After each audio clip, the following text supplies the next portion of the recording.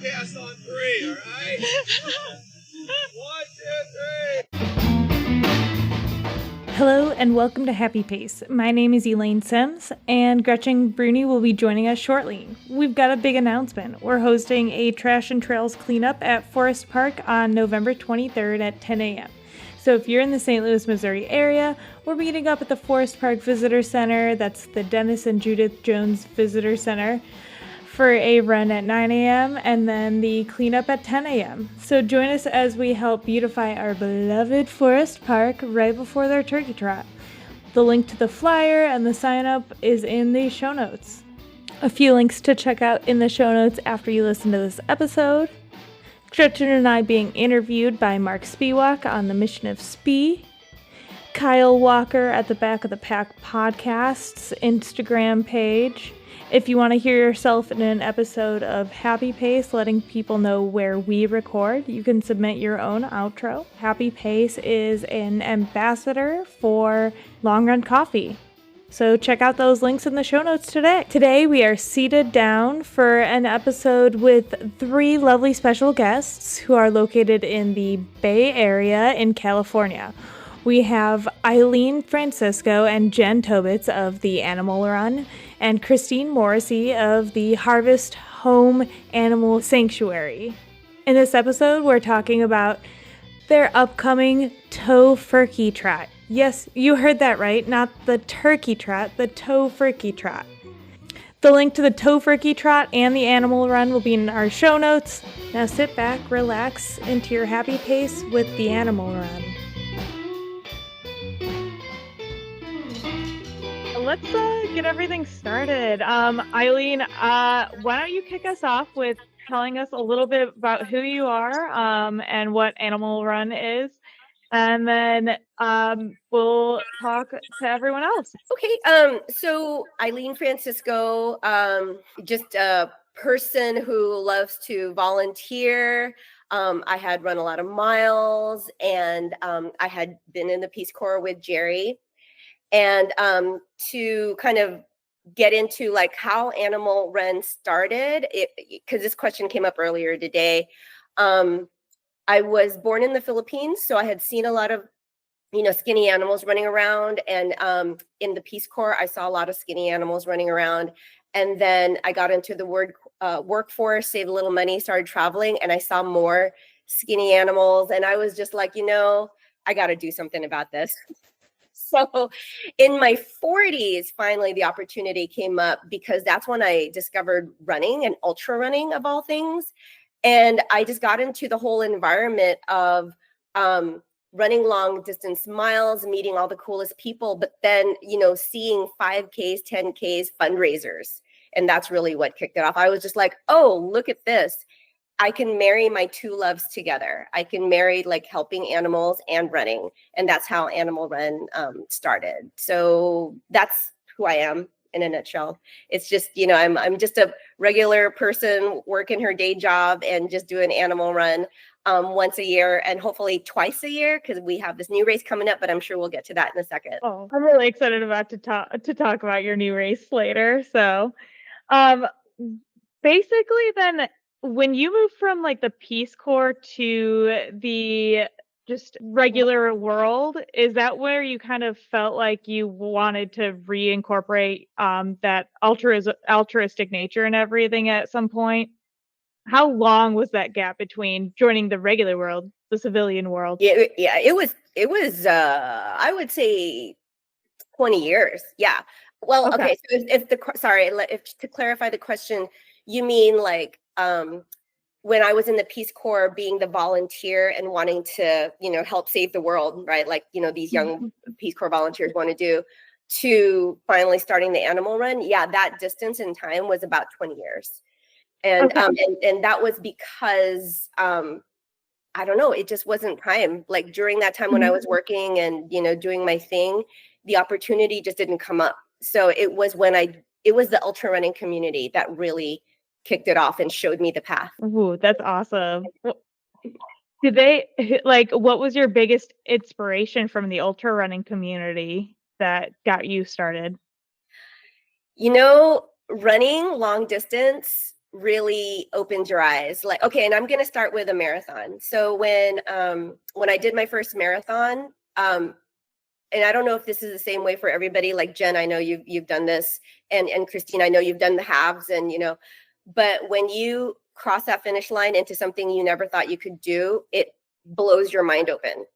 It literally just like I just did this amazingly hard thing, and it opens up doors. It just blows open all the doors.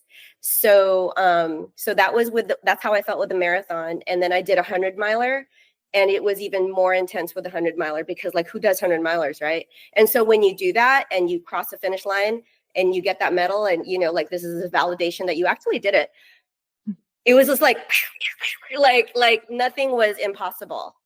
So yeah, it was just kind of like that. And then the people, the community, when you say something crazy, they're just like, yeah, go for it. Like no big deal.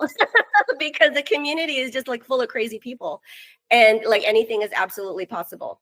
Mm-hmm. Oh, I totally feel that. That's how Gretchen and I started this podcast. There we go. Exactly, right? Jen, I want to get started talking with you. I know Eileen referred to you as Jen. Do you like Jennifer or Jen? Either one is fine. Yeah. Okay. Jen is good. It's easy. Okay, Jen, tell us a little bit about who you are and then how you got really involved with Animal Run. So I first I should say I have 4 dogs and 3 cats. So a full house of pets here. And yes, all of my dogs run, all of them mush. They all do canicross. And I do not walk my cats, just going back to your question. And I am now an ultra runner. I wasn't always a runner. I started running about 11 years when I got my 11-year-old dog, Ellie. I always say she got me into running, and I couldn't run a mile. And I just had this high energy, high drive dog that needed something more than a walk around the block. So we started running 1 mile at a time. And then within a year, I entered my first trail marathon, because why go small? You just start with a marathon, right? And then it just kept snowballing. And then last year, I ended up running Miwok, which is, 100K and several 50-milers. And and so that's it. I also am part of sort of a movement in the Bay Area of mostly canicross runners. We do have some mushers with scooters and bike jour, and it just has gotten pretty large. During the pandemic, it was a much smaller group that is now grown. We have about 1,000 members. So we have a good core group that comes out every Saturday to run. We mostly run in San Francisco, but we do vary the location all over the Bay Area when it's cool enough. Right now it's pretty warm, so we tend to stick to San Francisco where we have that nice cool air pretty much all year long. But it's super fun. I mean, we embrace everything. We have run coaches. We have people who have never run before that are just looking for an outlet for either their high drive or newly adopted or reactive dogs. I mean, we have a pretty large population of reactive dogs in our group, and their owners are looking for an outlet. And our not so little group anymore provides that outlet. It's pretty amazing. I mean, we can have 20 dogs all running right up next to each other. And, we're all like, yeah, my dog's reactive, my dog's reactive, my dog's reactive. And then you see them all running together, not reactive. It's pretty remarkable when they're in that work mode and they know who their pack is and they know they feel safe. And it's a pretty kind of amazing environment. And it encourages people who've never run before to run and keep running. And also get out with their dogs who, they're worried about out in the world because of their, whatever issue dog the dog might have. So it gets everyone out, and it's just fun. Every week that's the main goal. Have fun. That's amazing. And then Christine, I want you to introduce yourself and tell us how you became involved with Animal Run and what your relation is to the soon to be Tofur-key trot. I don't want to spoil alert it too much. Of course. So let's take it back to 2012 when I met Miss Eileen here for the first time at Harvest Home Animal Sanctuary in Stockton, of all places. I'm a Bay Area girl too, but about 20 years ago, I made my trek out here to the Valley, and I fell in love with the Valley because of this sanctuary that I'm a part of. We rescue farm animals, mostly birds, goats, and pigs. And then back in 2012, I met Eileen. And if you know Eileen, which obviously everybody does, she is a ball of energy. She is like lightning. Everything that Eileen touches turns to gold. You know, I can't think of another person who has as much enthusiasm about everything than Eileen. So I know that's 12 years ago? That's crazy. I had no idea. It's been that long. Oh my God, that's so awesome. It's like I once upon a time didn't have gray hair. In 2012, I didn't have gray hair, Eileen. So I'm not sure what's happened in all the time since then. But over the next few years, Eileen and I did a lot of fun stuff with the sanctuary. And I would say somewhere around 2018 or so, we were talking about just doing charity runs around Thanksgiving, like a turkey trot. Mm-hmm. So our first couple ones, Eileen took on as the race director, and the East Bay, we had a lot of fun doing it. And we've decided just to keep going with it. We've done other races, but truly Eileen was the catalyst for us doing this type of fundraising and awareness around our kind of work with sanctuaries and animal protection. And now look at her. She's all doing her thing. Yeah, with frizzy hair. Well, thanks, Christine. Oh my goodness. I wasn't expecting all that, but yeah, like I could talk all day about like Christine as well. We got to hype Eileen up. I'm her hype girl. She's very good at that. I have to put this information out here. I am not an athlete. I have done little fun runs and half marathons, but let's be real. I'm not running. I'm not built for running. I'm more of a walker. Sometimes I'm more of a crawler, but I love it too, but not on the superhuman level that you guys are doing it. So my hats are off to you. Hey, half marathons are hard. Yeah. I mean, we have plenty of walk runners and walkers that we, are athletes with. I feel like walkers, they're athletes. Mm-hmm. Agreed. Yeah. With elevation and stuff, like there's climbing involved, especially with trail. It's definitely nothing to sneeze at. Like, so all the miles are good. Whatever mile, whatever amount. Mm-hmm. No matter if you ran 13.1 miles or walked it, you still went the same amount of miles. Yeah, very true. That's awesome. So kudos to you so I do want to hear a little bit more about like, how do you acquire like the animals? Do people bring them to you? Do you like, are you tapped in from other area, like humane societies that are like, someone handed us this bird, we don't know what to do with it? Really, everybody has a unique story that lives here at the sanctuary. Everybody has a name and they have a story of where they came from. Primarily, most come from our local animal shelters here in the Valley or the Bay Area, Southern California. Others are stray animals that just are happened upon by a good Samaritan. Some come from research labs or criminal investigations, like from cockfighting. Others come from hoarding situations or factory farms.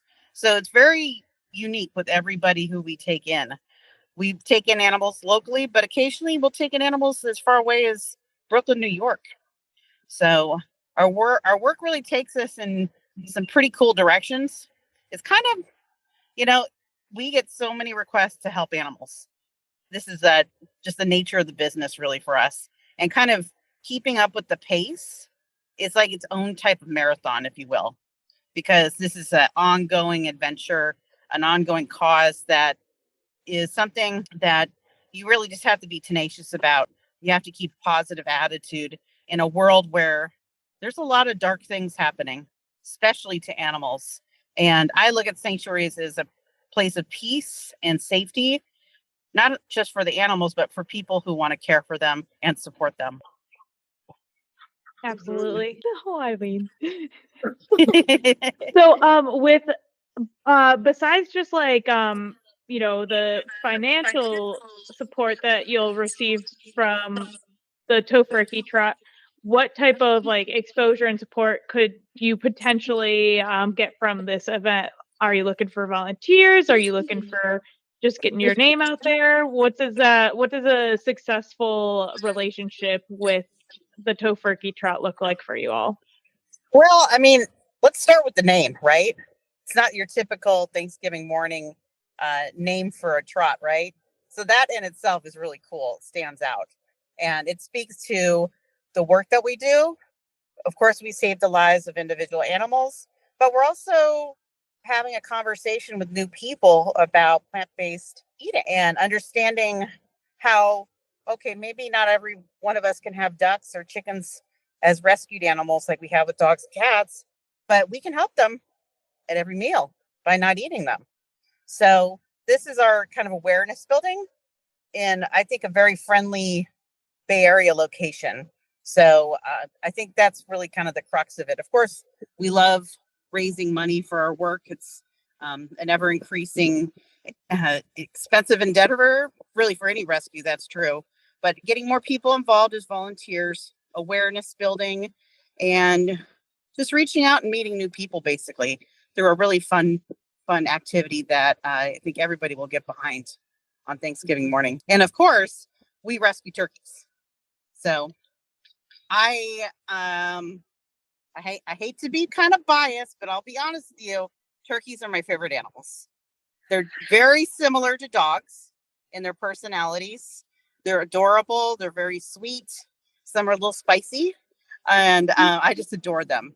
They're one of the first animals that really got me into focusing on farm animal advocacy, because I visited some commercial turkey farms or factory farms about 20 years ago. And that experience really kind of changed my path in life, to be honest with you, in terms of my career, in terms of kind of where I wanted to go on an ethical level and how I wanted to change the world.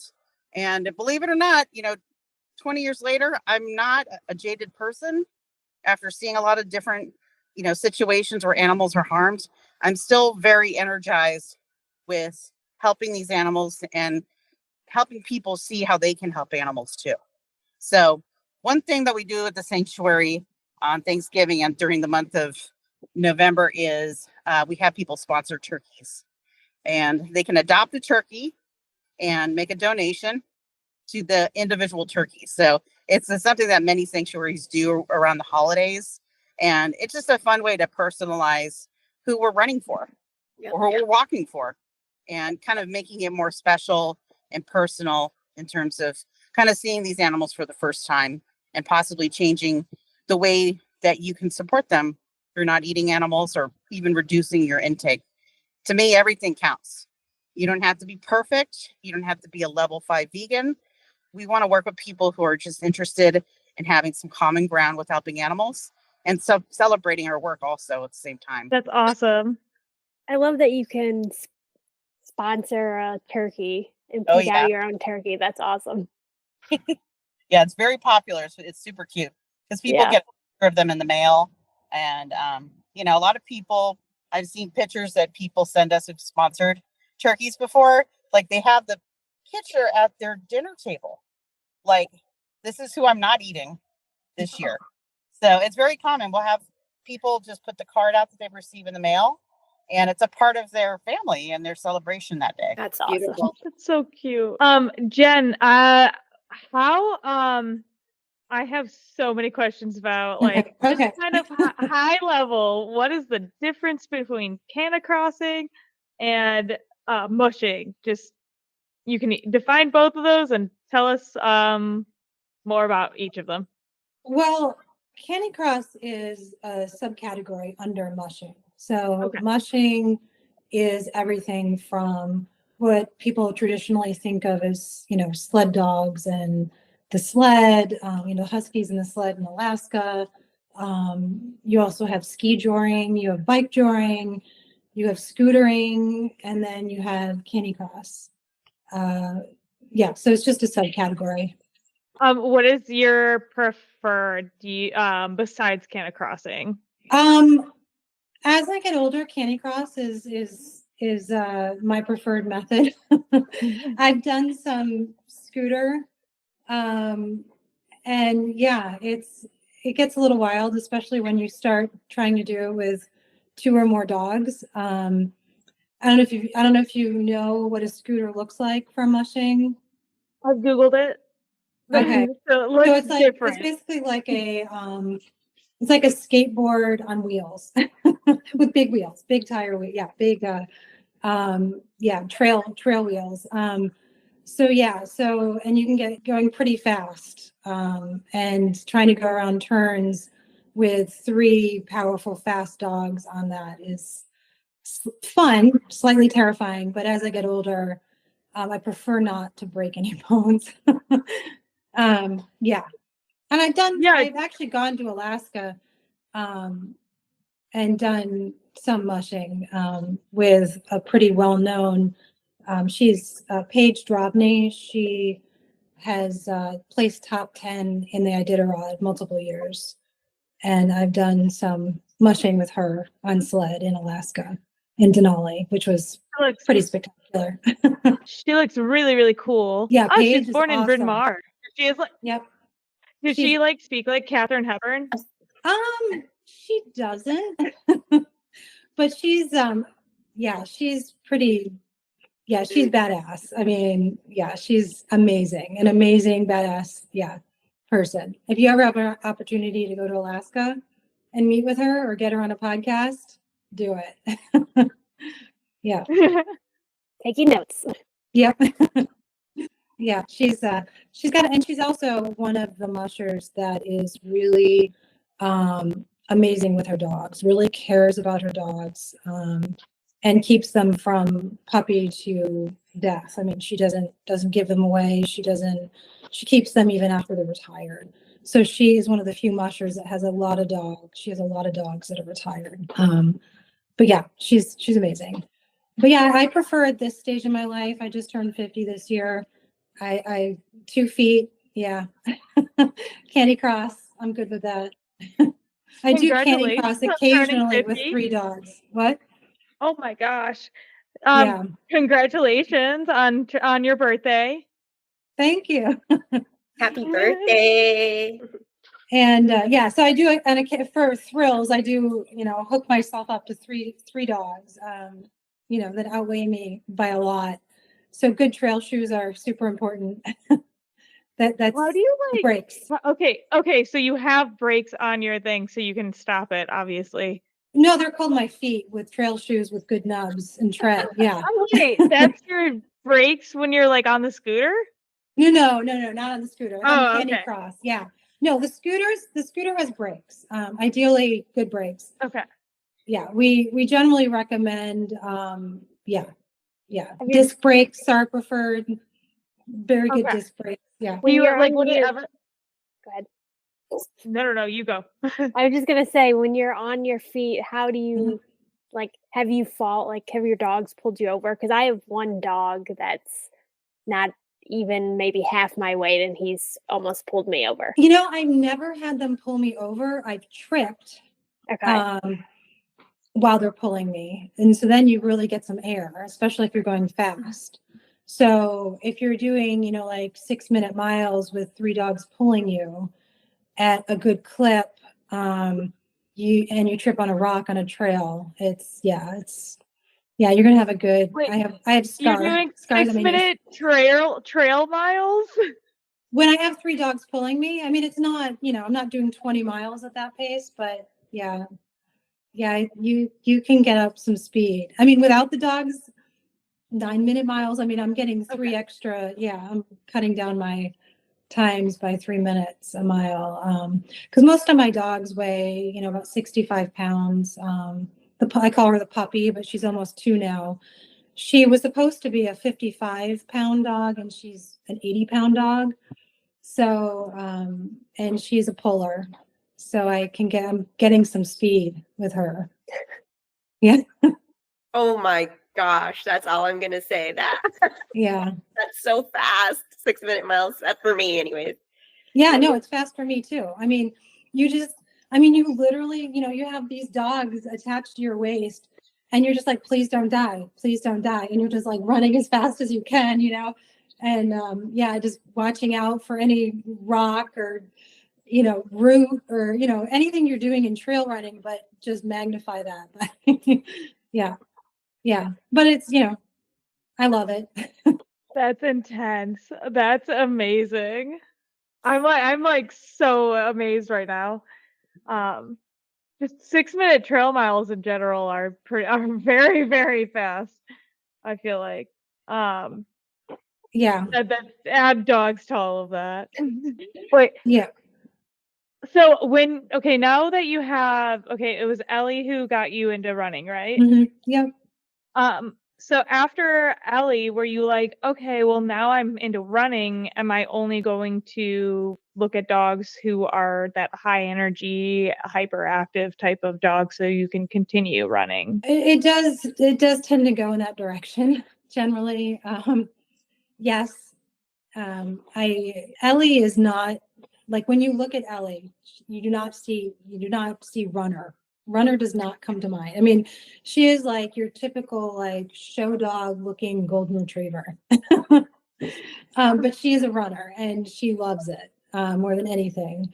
So when people see her on the trail and she's like pulling with all her might, she's got this big smile and her golden hair is flying. I mean, it's hard not to smile. But then, once I got into running and then into canicross, and I found out, oh my goodness, there's races. I can bring my dog, I can race with my dog. And then there's canicross specific races that encourage you to go fast with your dog. Oh, and then your dog can pull you. And then it just sort of snowballs. And the puppy, I'd been looking at GSPs, German Short Hair Pointers, or like a Eurohound, or there's certain dogs that people go to run fast. And there's dogs being bred specifically for canicross, scooter, bike jaw. And those are the Eurohounds and the German Short Hair Pointers and the Greysters, which are Greyhound GSP mixes. So you can only imagine. But yes, so now when I look at a litter of puppies, I want the one that is the craziest dog in the whole litter. The one that's like, disobeying, that's like rambunctious and barking at everything. And like, that is the one I want. But yeah, Gertie is a rescue, and I've been looking at German Short Hair Pointers, but then this woman I know who has a rescue got this litter of puppies, and both parents are American retrievers, so I knew that they're not the big European British golden retrievers and labs. So I knew she would have some that hunting instinct to go fast and a little bit of a little crazy. And she's living up to it. Yeah, she's fast, she's a little crazy, just the right amount of crazy. But yeah, all of my dogs now except for Ellie are rescues. May I interject with a comment? Yeah.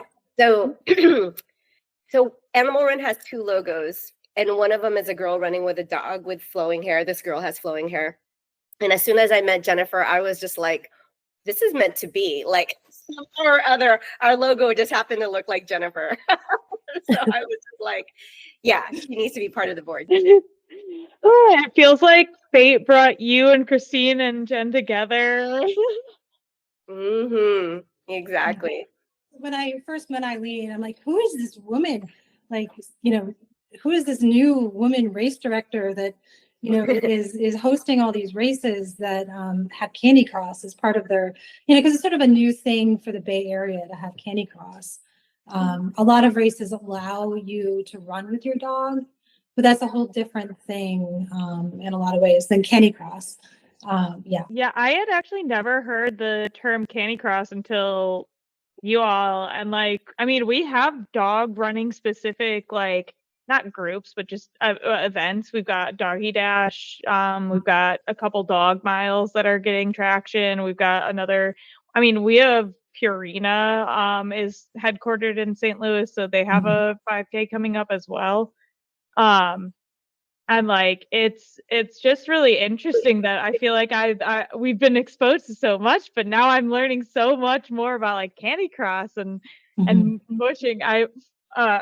I was so excited. I texted my old roommate because she has this very hyperactive. She's an Irish Wolfhound Husky. Little run. She's only 35 pounds of hair and bones and muscle, and she's running 8-minute miles for 5 or 15 miles on the trails and stuff. So I was like, you gotta take her mushing, you gotta get her out there. But she canicrosses all the time, and I can tell her that now officially. Awesome. How the exposure, have you been exposed to people running with the bungee lines and the canicross belts? Is that something that you okay? Yeah. Okay. And what do you all then prefer when you're running with when you're running with your dogs and canicrossing and everything? Type of harness or belt or leash? So it changes a little bit. It just depends on what company is making what product, and it's like a running shoe. A company will change a running shoe, and you're like, oh, that's horrible. I used to love it, but that's terrible now. But nonstop dog wear, most of us agree they're running human running belts. The harness for the human is the best for racing, for general comfort. Probably 90% of the runners have their running belt here. Bungee lines, I found this little company in the UK that makes the best bungee lines. And so we import them from, I buy them retail, and we have this guy that's making them out of his garage in the UK, send them over. And they're a little bit shorter than the regulation length bungee line. So there's an organization that's sort of the International Federation of Sled Dog Sports, and they dictate, especially for sanctioned races, how long these lines should be. And we've cut them a little bit for urban running and put a safety handle at the base of the line. So that way, if a car's coming, you can grab your dog really fast. Because when the dog is in a harness, which comes all the way to the tail, to the base of the tail, your dog already is way out in front of you. And if you have if your dog's 8 feet out on this lead, they're then another 2 feet out because they have the harness and they're attached to the tail end of the harness. So these leads are about 4 feet. So we're cutting that distance in half. So, and then your dog is still, the head is 6 feet out. So we can grab our dogs really fast if we need to. So, and then the harness for the dog, we're a little bit all over the board here. Some people really like Nonstop, their product. Some people are married to Howling Dog Alaska. They have some great products. I found this company in the Czech Republic that I really like, and they have a super lightweight harness that's great for running. It dries quickly. There's no chafing points. Especially, I'm running sometimes 40 or 50 miles with my dogs. So, just like humans, you have to make sure that your harnesses don't have any chafe points and they're not rubbing. They're not rubbing anywhere. And if they get wet on the trail, that they're drying quickly. They don't really have anything like squirrel's nut butter or like a body glide, do they? Like, I mean, yeah, like they should. There you go. There's a product. yeah. They have, I do have one dog with pretty bad allergies. So I put a shirt on her, and there are different companies. Nonstop Dogwear makes them. They're tight fitting, almost like scuba shirts that fit under the harness, so the harness doesn't rub underneath the armpits or around the neck. And it's worked out pretty well. But I don't need it for any of the other dogs. There is, though, a wax that you can put on the paw pads that helps quite a bit, especially for dogs as they get used to and toughen up their paw pads. It's great. It's fabulous. It's called Musher Secret, in case you, yeah. Perfect. And then, like, what type of terrain are you going all the way up to, is it Stockton? Is that where Christine's at, or? So as a group, we tend to stay either like in the East Bay. Yeah, we do travel sometimes, but we tend to stay either in the East Bay doing the trails in Oakland. There's a bunch of trails in Redwood Regional Park. And then we've mapped out a good consistent 20-mile route that's about 80% trail in the city of San Francisco. So yeah, I mean, it's taken some work and some misses, but we've been able to do that. And there's a lot of elevation gain and loss. There's just no way around that.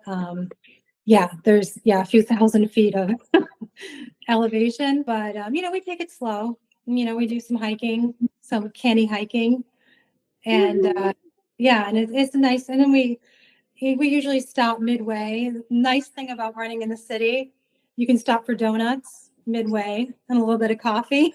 We do some donut breaks. Refuel. There's a nice, I don't know if you have a sports basement where you are. It's like a sporting store. Sometimes we stop there to, power up on some power bars. And so it's not exactly like we're racing. We stop a lot for various things, fun things, pictures, whatever. We call them fun runs. Yeah. Like you're running Barclays. Right. Yeah. They're just fun adventure runs. Right. Barclays, get it? Okay, sorry. Yeah. Oh, there you go. There's another name for for a race. Yeah. I love it. Sorry. I want to say hi to Eileen's friend that just came in. Yeah, this is Casper. Whoops, this is Casper the friendly ghost. Yep. Yeah. So he's shy. He's not gonna go in front of the camera. But anyway. Oh. So I have a black cat too, but he's too far away from here. Yeah. That's funny. 3 black cats. Christine, do you have any cats or dogs, or is it mostly exotic animals for you all? We have 4 kitties, and we have several dogs here at the sanctuary too. Okay. So we've always had, a few dogs and cats that have taken up residence here. Some go up for adoption, others are lifers. So just kind of depends.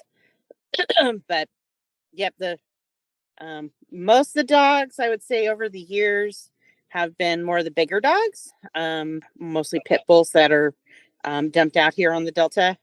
It's a huge issue out here where people just come out to the country and leave their animals behind. So very sad, but we help who we can help, and that's what matters. So everyone who we can help is I think a milestone, because I don't know, with the state of affairs for animals just at shelters all over the country and locally, it seems like things are getting harder and harder.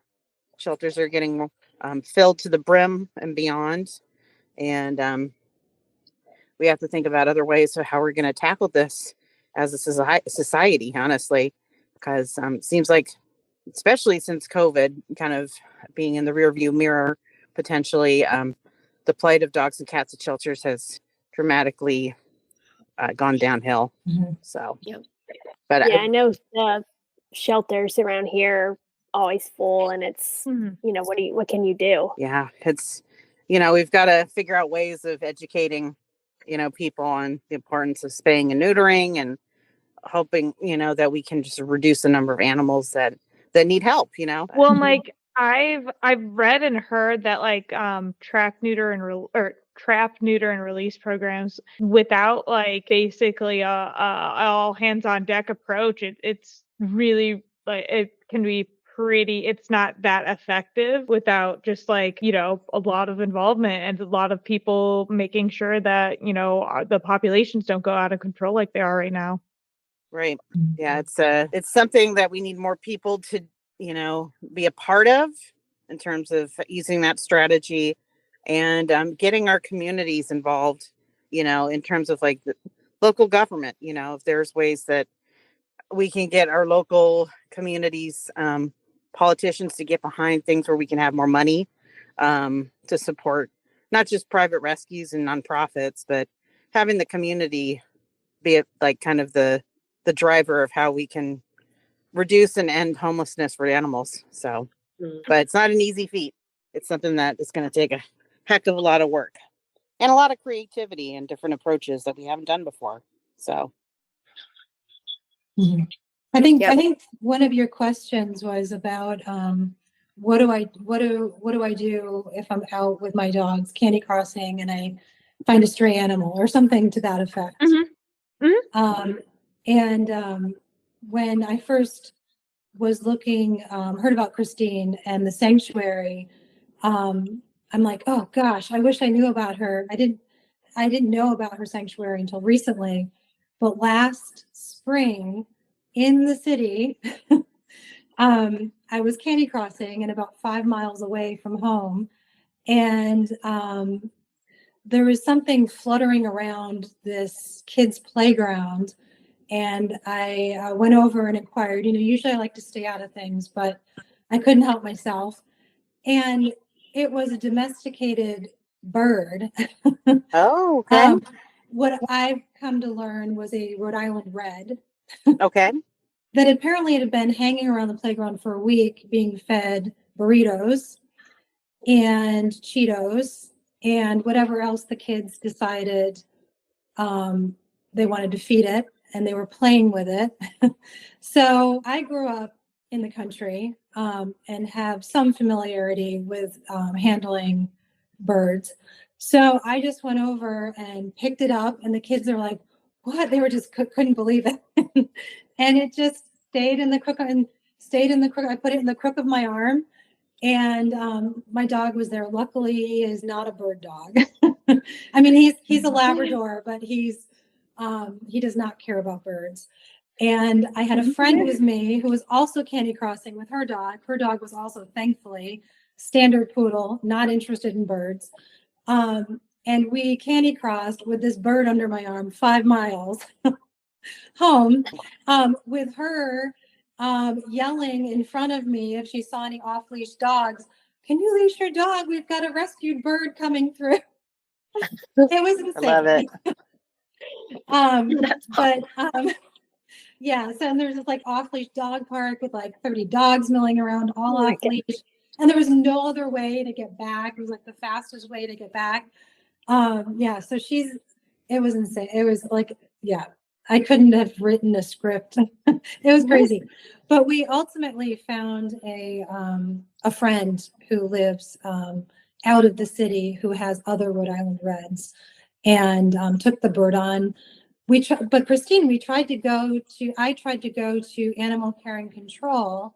Yeah. And they would not take it. They would euthanize it for me, but would not take it because of the bird flu. Oh, yes. Gotcha. Which I thought was interesting. Yeah. I mean, we're in unusual times with respect to that virus. Mm-hmm.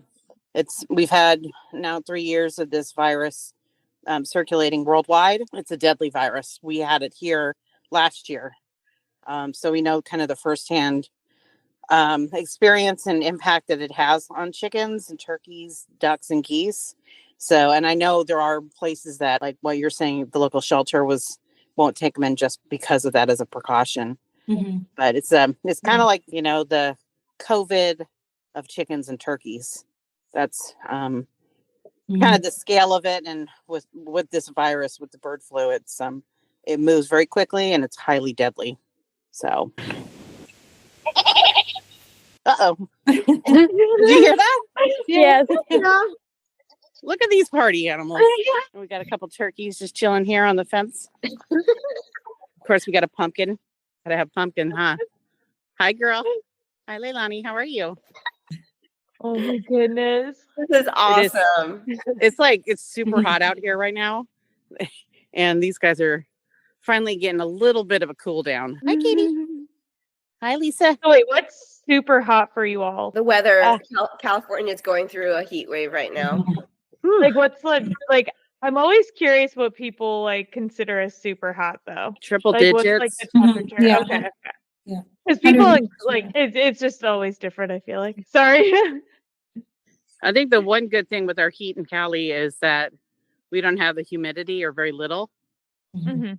because it sounds like a big chunk of the U.S. has humidity, and oh my gosh, that just sounds unbearable. Completely. Yeah. Mhm. Yeah, Gretchen and I tend to be puddles of sweat just a few miles in when most of the year because it's super humid here. Yeah, we say the humidity is the altitude of the Midwest. Oh my gosh. So when do you get a break from the humidity? Which months out of the year do you typically go without it? Right now isn't too bad. Yeah. I'd say like October-ish. Sometimes October can still be kind of warm and humid. But I would say for sure like November, Yeah. December, January, February. Gotcha. Okay. But then it's like you just have to watch out for the ice storms. Oh, So water, but in a different form. yeah. We don't know what ice storms are in California. That's a new concept to us, I believe. We know a little bit of snow, but we're kind of spoiled out here. Yeah, it sounds super wicked, like a tornado of ice or something. Sometimes it can be like pretty aggressive.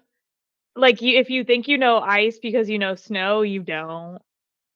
Is how I kind of regard it. So how do you run in that? Ooh, good question.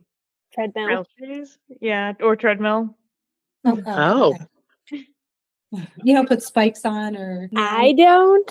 Okay. There are some people that I like that we're friends with that do, but Okay. Yeah, wanna I just risk it. fall a lot. Okay. That would be me. Yeah. Yeah, and me. Yeah.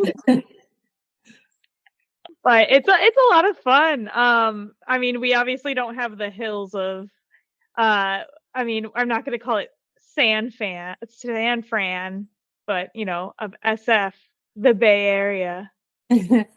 So, do you go up that like famously curvy and hilly? What's that one? Lombard Street. Yeah. Do you run up that? I have. Or is it really? Hill repeats. Oh my god. that's a hill. Right? I mean, right? Yeah. If you're I mean, gonna train, yeah, there is a sidewalk on the side that you can run up and down. Yeah. Stairs. Yeah. Okay. Ooh. That's like somehow worse. Yeah. I moved here I moved to the Bay Area I'm from the East Coast originally, but lived in Chicago for about 18 years. Okay. So Chicago's very flat. Mm-hmm. It took me a long time to get used to the hills, and now I love them, but it took me years. I mean, years of crying. Oh my goodness. Mhm. And a dog assist doesn't hurt either. Oh my gosh. Oh yeah. Yeah. You know, you have that little dog assist pulling you up the hill. That always is helpful. Mhm. And yeah, now I'm doing hill repeats up and down Lombard Street. Oh my goodness. amazing. Yeah. So like what's your favorite distance to run then? For a race, I guess. Cuz like you're ultra runners and you're half marathon walkers. I haven't actually been running a lot lately. Menopause, just to be honest. I mean, like I think I've run a mile like earlier, and that was hard. So I just need to get back into it. I don't know when that's going to happen, but I will eventually get back into it. I think actively Jen, out of the three of us, is probably the one that's running right now. So Jen, what's your favorite distance? You know, I guess it's more like favorite route or favorite. It's not so much the distance, it's like favorite route or favorite. I mean, I definitely prefer trail over road. But that being said, one of my favorite races is so San Francisco has a marathon. And then because it's San Francisco, they also have this thing where you can double that marathon and start running the night before. And that's one of my favorite races. And that's about 52 miles. So probably about, I like the 50 mile distance. Eileen, someday, I have not done a 100-miler yet. That is on my bucket list. I will talk to you about that. Let me tell you, I attempted that 52 miler that you were just talking about, and I finished the distance, but I was probably the last one to complete the distance because everything had already come down. Okay. By the time. And I also have to say, doing trail hundreds, I think, and I've heard this before, is easier than that 52-mile road in SF that you just did, that you love. That's nuts. That girl, that's nuts. See, the I'm talking about, crazy. Yeah. So Eileen, with all of the energy that you have, it's very clearly a lot. What besides just, you know, not just hosting, but hosting a couple races a year and race directing for them, what else is TAR's mission? What else is your mission as their leader? And what do you do with all of your energy? I actually reserve a lot of the energy. So this is so 2018 was our first animal run. And like 7 years later, this is actually our first year having a second race. And the reason is these races take up so much energy that I can't do more than that. Right. So, and I think, so that's not a secret. So, thank God, like Jen is here to help, so let me see. Yeah. I mean, to answer your question, it's just kind of preserving my energy so that when it's go time, like it's like a 8-month lead to get one of these off the ground. And that's just a 5K. Like it's hard for me to imagine bigger races than that. So, and like people who do it constantly, like there are like families out here or couples who just, and raising children and whatnot, and maybe have full-time jobs as well. They're doing this like every 2-3 weeks or something like that. But for me, like, I'm just like, nope. Like I'm like once a year, because the plan is to have the animal run, to be here a long time. So basically I'm trying to avoid burnout, to answer your question. Yeah. So because I do want this to continue like for many, many years until I have gray hair, etc. So what can people expect at the Tofur-key trot this year? How many people are going to be there? How many animals are going to be there? Fantastic question. And we don't know, because that is the magic of the inaugural race. So we're just gonna, yeah, exactly. I mean, we'd love for like 1,000 people to be there, but it's our first one. So we just don't know. But I do know that, there are going to be a lot of dogs there. So let's, so yeah, so that's all I can kind of say. So it'll be fun no matter what. It's to expect. It's going to be vegan. There's going to be coffee. There's going to be, like some treats. We are starting later because it's going to be later in the year, so which is nice. So people don't have to wake up super early like our normal race earlier in the year. So it starts at 9, and it'll just be like an incredible fun time. Jen was the one who created the track, the course. So it's flat. It's flat, which is different from what we normally do. Like the one that I picked had like a really steep climb to it, of course. But so Jen, so she created this new course. Yeah, so it's really super family friendly and it's for everyone. And yeah, it's gonna be a great time.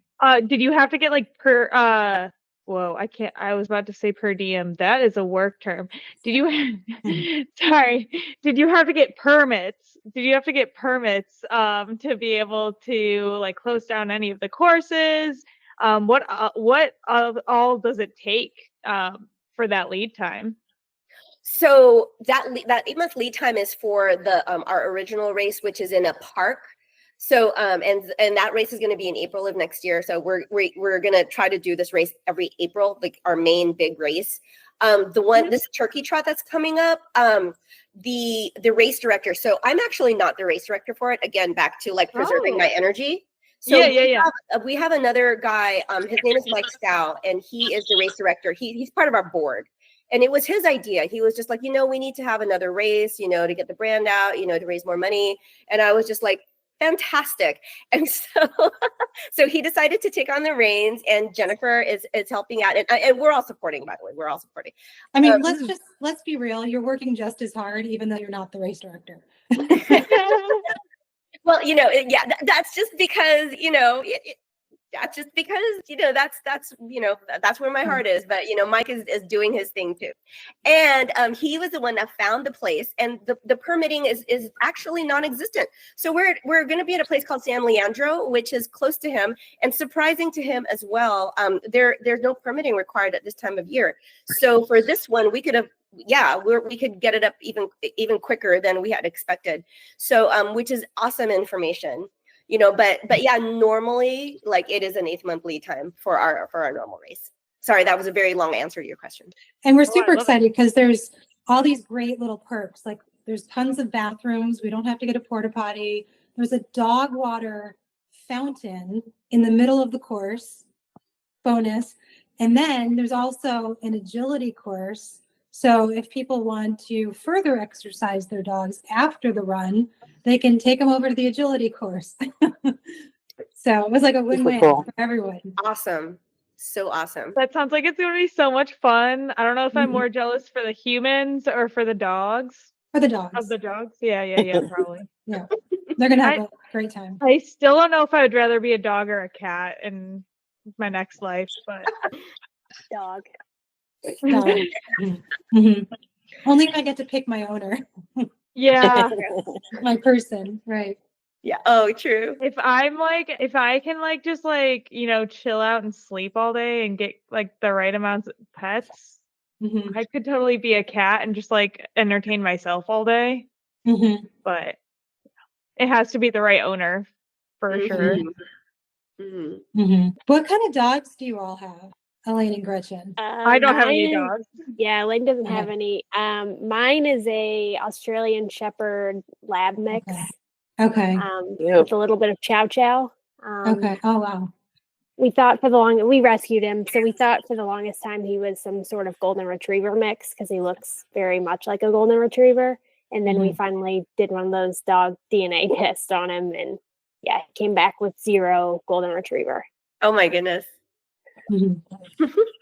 What type of breeds or things that we should keep in mind when we're looking at animals? I mean, I prefer to just go to an adoption event or shelter or something.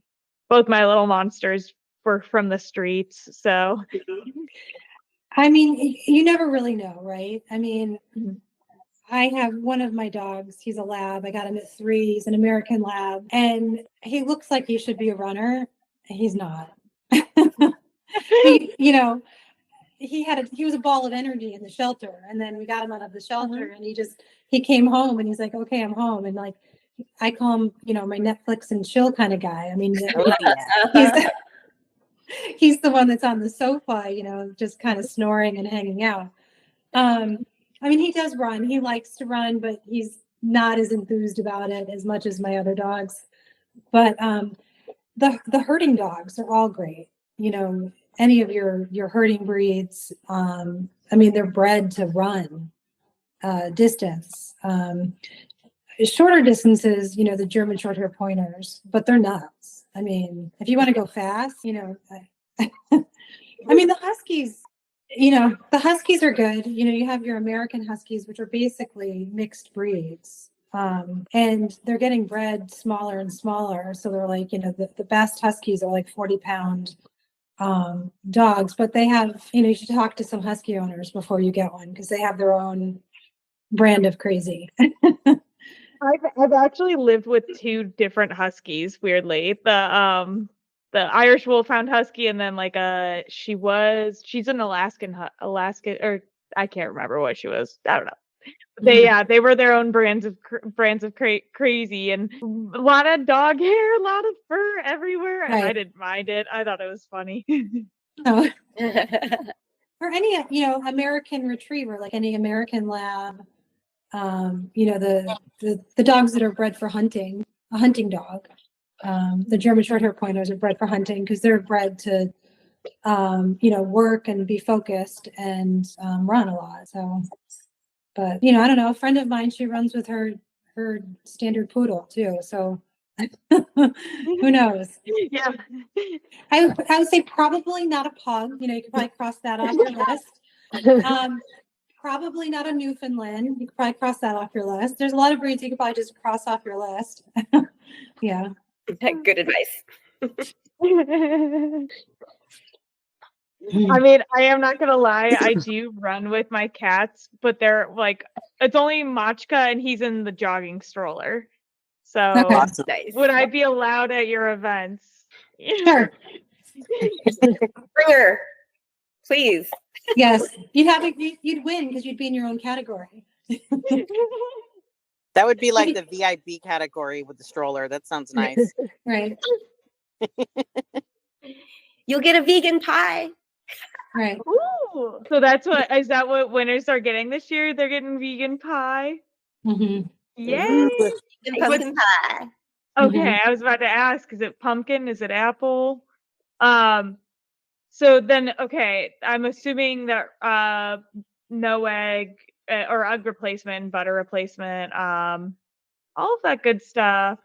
Mm-hmm. Do you all, okay, here's my question. Is honey vegan? Christine? I would consider it vegan, but I think it is something that is, there's various answers to that, depending on talking to vegans. Yeah. Mm-hmm. And I defer to Christine because she's been vegan a lot longer than I have. But I've heard no, because it's an animal product. Yeah. So yeah, but I think Christine's right. It kind of just depends on who you talk to. And there's different sources all over the internet too. So, but it's a fair question. Yep. I'm curious, Eileen, you said you've only been vegan for a little bit. Were you initially meat eater, dairy, everything, or have you always been vegetarian? I'm curious, kind of what made the switch.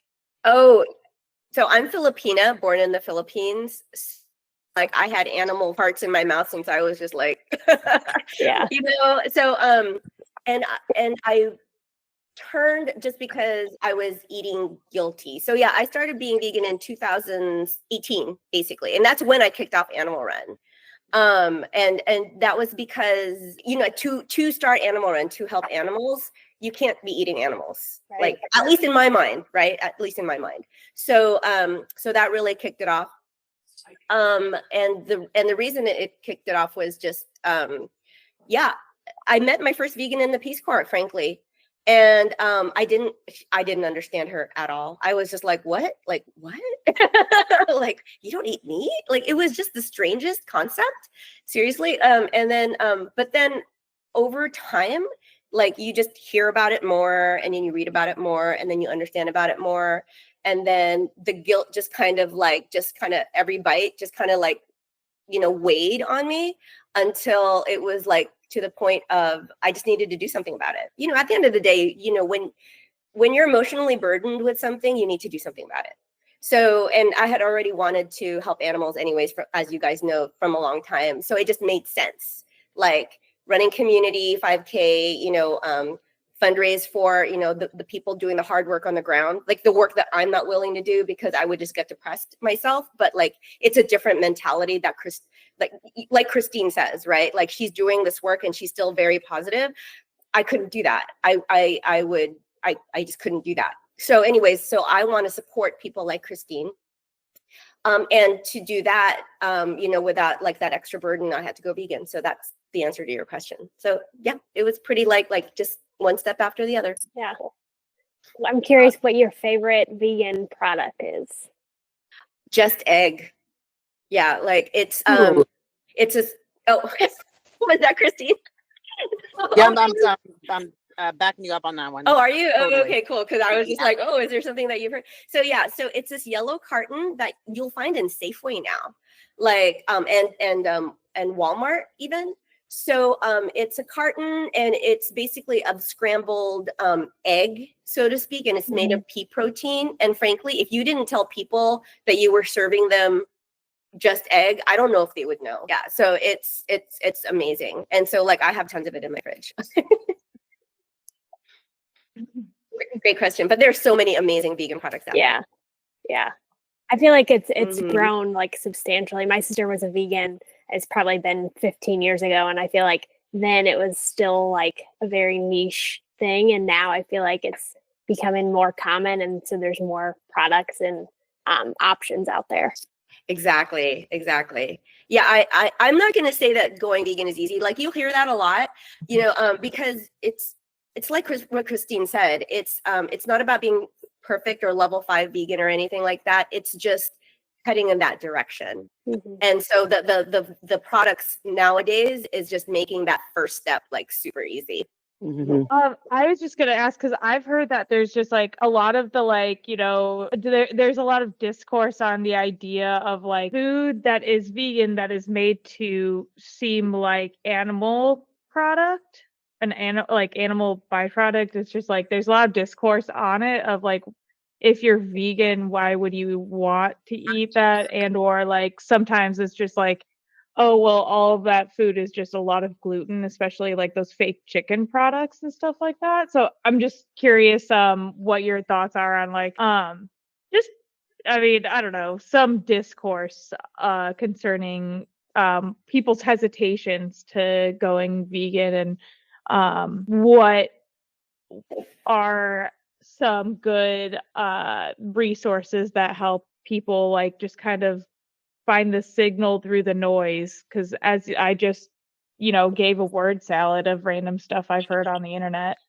It seems like there's different audiences for different kinds of vegan products out there. There's folks that like whole foods and the vegetable tofu rice kind of genre of things, and then there's other people who just like the comfort of having like a vegan chicken patty and liking it to something they may have eaten before they went vegan or vegetarian. So it seems like there's just different parts of the market that caters to different people who are eating or trying it out at least. So I think one thing that when I had a hard time going from vegetarian to vegan because of cheese and eggs. But something that was really important that helped me kind of move along in the process, in addition to having, of course, the animals on my mind. But, human behavior is hard to crack. It's something that, our habits are pretty ingrained in us. And I just kind of, I think over time loosened up on like, I don't have to be absolutely perfect and look at every single tiny ingredient, because we're not going to do it perfect, but we can make progress. So the idea of progress over perfection is kind of the goal in my mind. And I think the idea of trying not to beat yourself up and being open to trying again is kind of a really compassionate way for yourself to try new things, try veganism, and just see what it's all about. And it's kind of like when I can imagine if I could run 50 miles or 100 miles, you just don't start out running 50 miles, right? You start with 1 mile, you start with 5 miles, and you keep growing in your stamina and your ability to compete. So that's just kind of like veganism. You just start small and see where the journey takes you. That's perfectly said. Exactly. It's not about being perfect, because frankly, like sugar is not vegan. So like shocker, right? Like it's Right. So it's so You're not going to be perfect. It's like exactly what Chris. It's a practice. Like everything, it's a practice. So just start with that first step. So why is sugar not vegan? Yeah, I was waiting for Gretchen to ask I that. need to be the dumb one in the group. No. I should have. And I'm sorry. I should have followed that up. And thanks for asking that question. No, because I was shocked when I heard. No, it's made with bone char, and I've never I didn't even look it up on YouTube. But basically, if you go to Whole Foods, I don't know if there's a Whole Foods out there, but they sell vegan sugar. But yeah, standard sugar is made with bone char. Interesting. Mm-hmm. Learn something new. Mm-hmm. I didn't know that. Yeah, there's lots of stuff like that. Wine is not vegan. The things. I mean, so I think once you become vegan, you learn all this stuff. It's crazy. That explains it, because I was just watching something and they were like, "Oh, this is a non-alcoholic and vegan champagne. Why don't you just take all the fun out of it?" And I'm like, wait, how can it be vegan champagne? Isn't it vegan? Yeah. So for that, for what I understand, there's I don't know, Christine, sorry. I was even in the wine industry and I don't understand this, but they use fish eyes or something. Isinglass, I believe it's craziest thing. Yeah, isinglass, and I don't know, there's other, depending on specialties of wine, which I don't know well, there's other ingredients that they can throw in there that might be derived from animals. But isinglass is the big one. Sugar. Oh yeah, sugar. Yep. Mm-hmm. There you go. So the things you'll learn. So again, it's forget about being perfect, because you're not. Don't even try. Just try to eat more rice and beans than usual. Try to eat a little more tofu than usual. Use pea protein and just that kind of stuff. So it's basically, if you're curious about it, follow that curiosity and see where it takes you.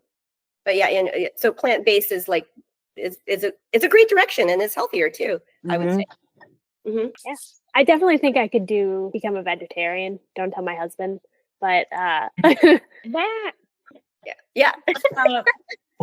Gretchen, do you want to ask the famous question? Oh yes, question that we ask. Yes, we ask this to every guest that we have, or guest, I guess, in this instance. Do you guys prefer morning running versus evening running, or morning just working out versus evening working out? Jen, do you want to start? 1,000% morning. Morning, absolutely morning. After 10 o'clock, trying to get out the door for a run, it's just forget it. Occasionally I'll do a track workout at night if I'm meeting with other people, but the conditions have to be just right. Yeah, but morning. Yeah, I used to like evening running too, but then I've been trying to create a good habit of being in bed by 10. So now it's morning running. So, yep. And I'll be backing both of you up. When the rooster crows, that's the most likely time I will exercise. And to me, exercising usually means going to the gym. So I feel more accomplished if I'm able to do it. I'm able to get up and go to town and exercise at the gym. I feel like the day is just better. I feel accomplished, and I feel like I did something for myself, and the rest of the day is back to work or whatever needs to get done, right? So yeah. Mm-hmm. Well, Elaine and I are very divided on this topic. I am a morning runner / worker outer. And Elaine definitely prefers very late runs, which I don't know how you do that in sleep, which is probably why you don't sleep.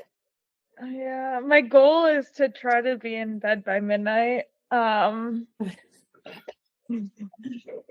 1 week strong on that goal. My new PR. Usually I'm running at 11 p.m. wow. And then again, unless Gretchen or one of my other friends have manipulated me into waking up. It's cooler at 11 p.m. So that makes sense to me. Oh, I cannot tell you how satisfying it is at 11 p.m. at night when it's been 97 and 120% humidity all day long, and it's still 100% humidity, but it's gotten down to 92. and the water fountains are on. So I love going to the park and running around and stuff, and then not getting hit by a car on the way back home and everything. Always a good thing. Yeah. Is that an issue? Is there a story there? Or do you regularly get hit by cars on the way?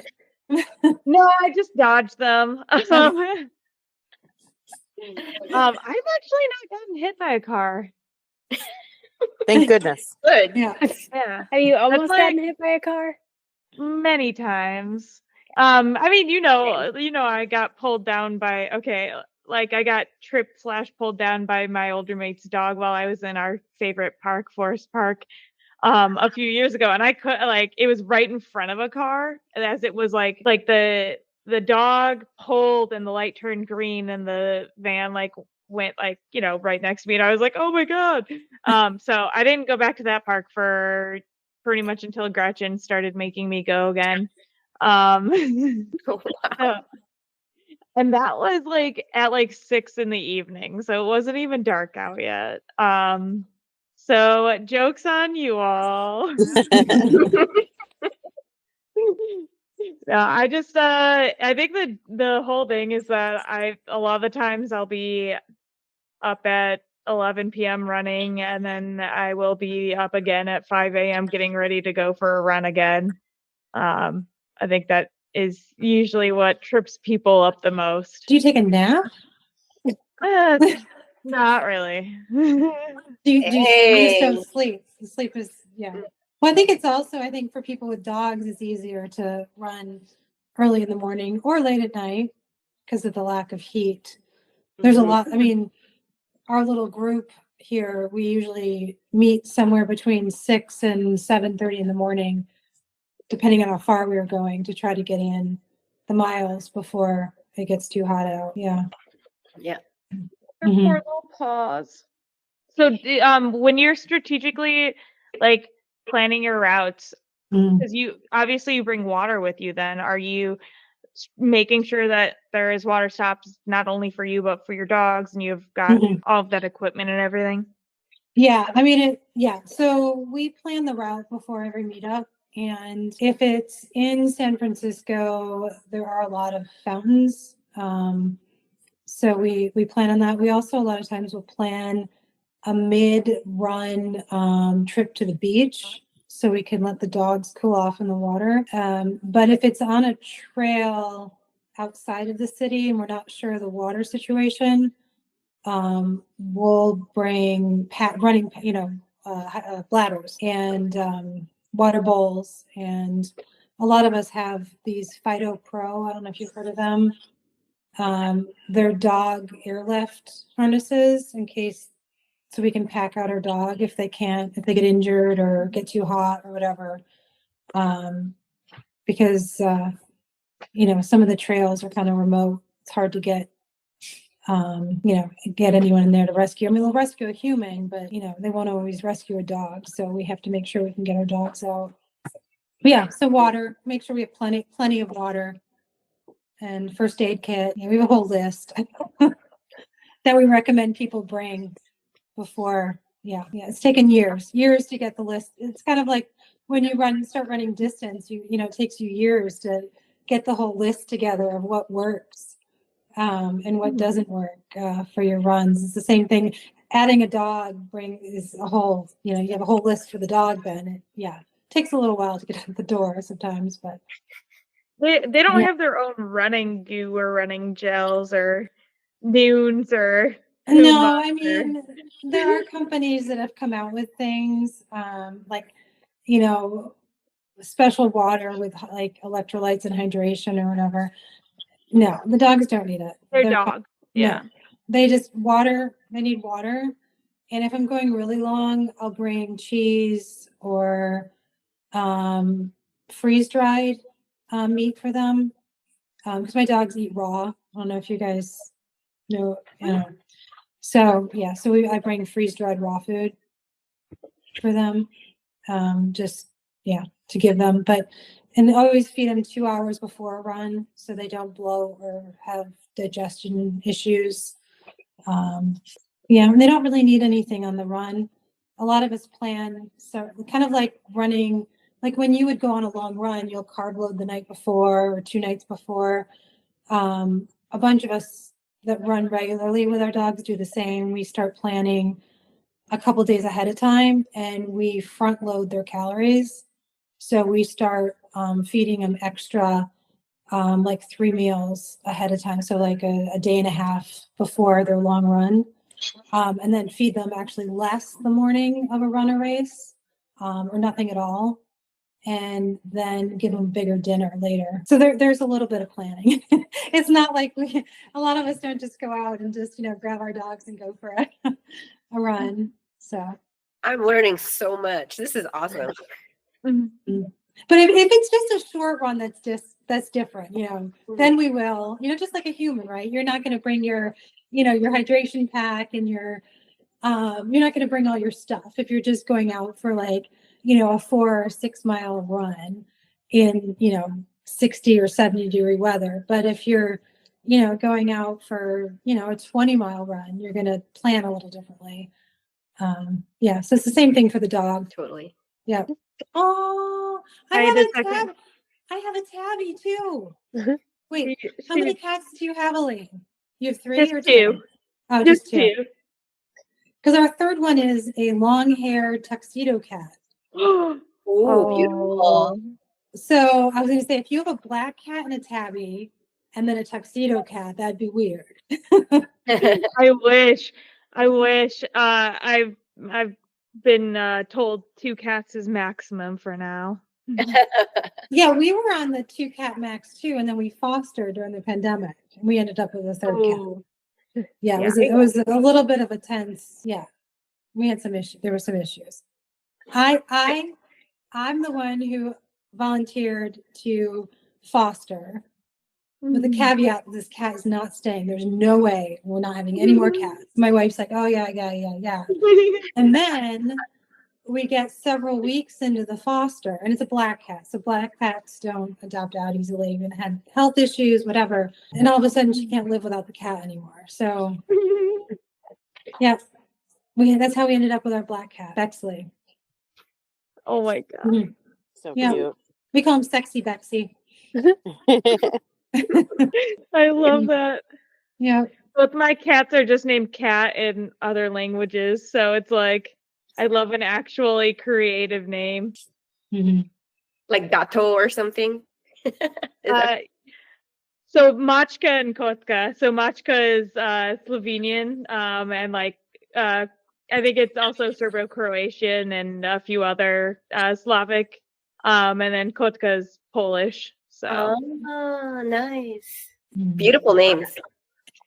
And so you can also say, at least, you don't have 7 pets like this person that you just, like Jennifer that I just did the podcast with. I feel like this is going to be great to move up that timeline of getting that dog. Right. See, it can always be worse. I'm scheming. Don't tell him. He Yeah, does the music for the all podcast. so easy. Yeah. All right. Well, it's a little late for us, and I feel like we've kept you guys on for almost an hour 45. So I don't want to take up the rest of your evening. It has been so nice getting to know you all. Christine, Eileen, and Jennifer. Oh my gosh. Thank you so much for joining us. Thank you.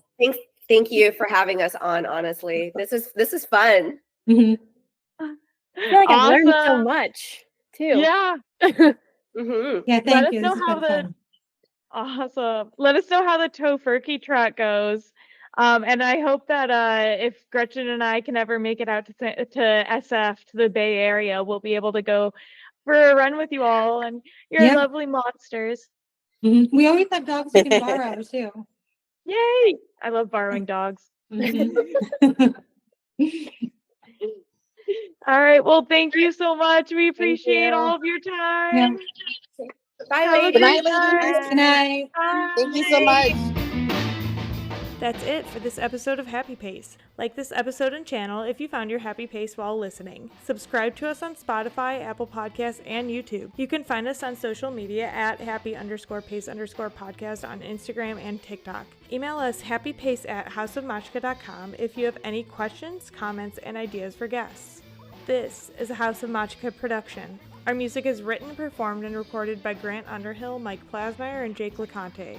Our graphic designer is Rachel Slingluff. Our marketing manager is Gretchen Brune. This episode was recorded and edited by Elaine Sims.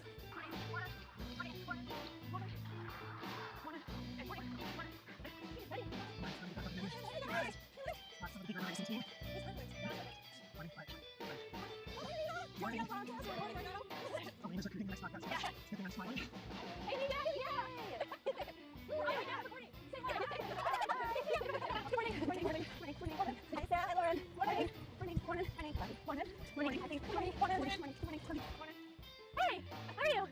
Hey. Hey there, how you doing, man? Morning, how you doing? Hey. You can't wave up when you say that. Morning. What's up, Alex? How you doing, man? Morning.